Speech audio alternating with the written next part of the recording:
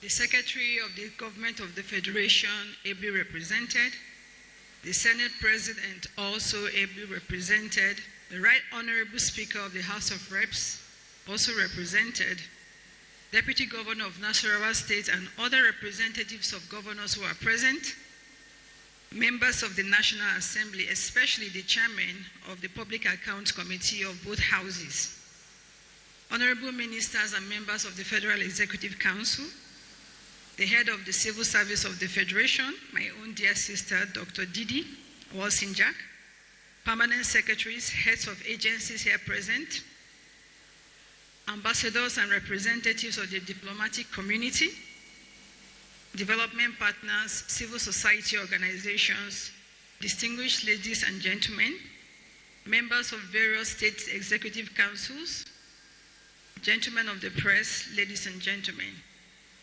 It's my honor here and a privilege to represent His Excellency President Bola Ahmed Tinubu, GCFR, and I'm here to deliver his goodwill message. It is my honor and privilege to address this distinguished gathering at the 2025 National Conference on Public Accounts and Fiscal Governance. I thank the organizers for their unwavering commitment to the ideals of accountability, transparency, and public sector efficiency. The theme of this year's conference, Fiscal Governance in Nigeria, charting a new course for transparency and sustainable development, could not be more apt or timely. It resonates deeply with the aspirations of our administration to reset the fundamentals of Nigeria's public finance architecture and steer the nation towards a path of resilience, inclusive growth, and sustainable development. The truth is simple but very sobering. Fiscal governance is the lifeblood of national development. Without accountability, transparency, and effective resource management, no nation, no matter how richly endowed, can achieve sustainable growth or meet the needs of its citizens. For far too long, Nigeria's economy has been burdened by structural inefficiencies, fiscal leakages, and an over-reliance on oil revenues. The result has been underinvestment in key sectors, debt vulnerabilities, and limited capacity for social spending. But we are not here today to dwell on the challenges of the past. We are here to chart a new course. Distinguished ladies and gentlemen, we are at a critical juncture in our nation's history. Over the past year, my administration has taken bold and necessary decisions that are already defining the fiscal landscape of Nigeria. One such decision was the removal of the petroleum subsidy, a long-standing policy that had, over time, become a significant drain on public finances, riddled with inefficiency, opacity, and abuse. While this reform came with understandable pains, especially for our most vulnerable citizens, it was a vital step to free up fiscal space for investment in infrastructure, education, healthcare, and social protection. Indeed, in 2022 alone, Nigeria spent over 4 trillion on fuel subsidies, more than we allocated to capital expenditure. This was not only fiscally unsustainable, it was unjust. A subsidy that disproportionately benefited the affluent, encouraged smuggling, and breeded inefficiency was neither equitable nor strategic. Since its removal, we have redirected those funds into targeted interventions, expanding our social safety nets, improving public transportation, and financing critical infrastructure projects. Most importantly, we have strengthened our fiscal buffers, making Nigeria more resilient to external shocks.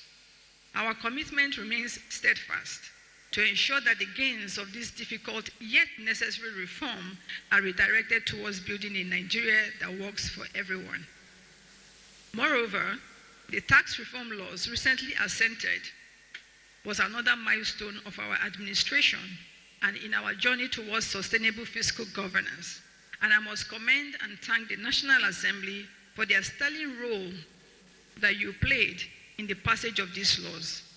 These reforms are designed to, 1, widen the tax base by integrating the informal sector, 2, simplify compliance for small and medium-sized enterprises, digitize revenue collection to reduce human interference and eliminate leakages, and 4, harmonize multiple taxes to make doing business easier in Nigeria.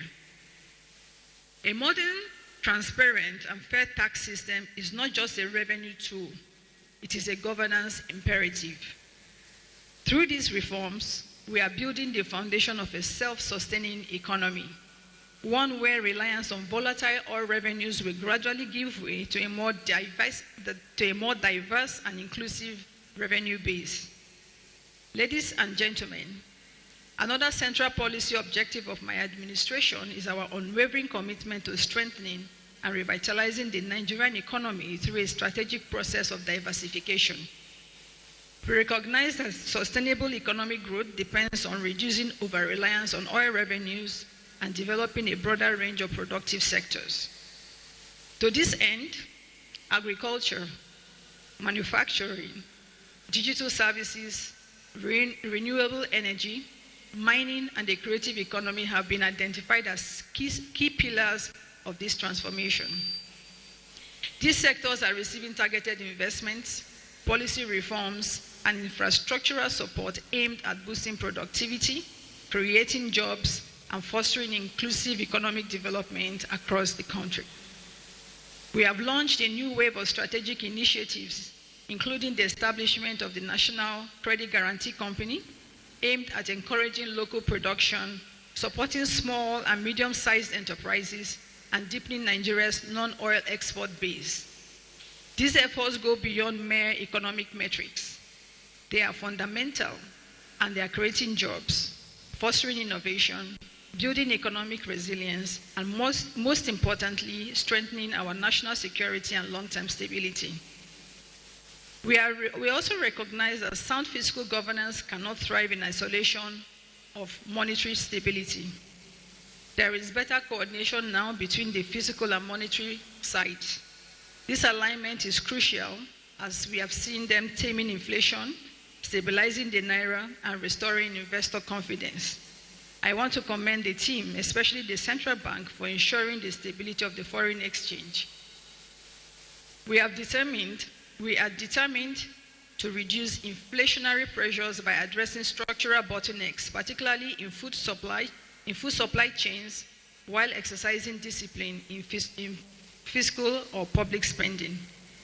Let me be clear, transparency and accountability are not optional. They are prerequisites for fiscal sustainability.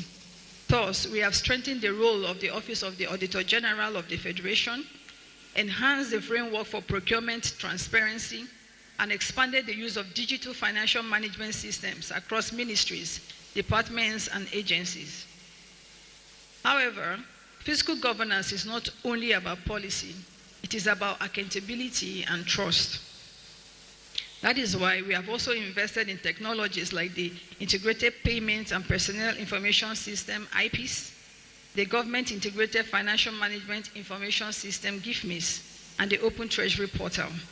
These platforms ensure that the public funds are traceable, public officers are accountable, and the Nigerian people are empowered with information.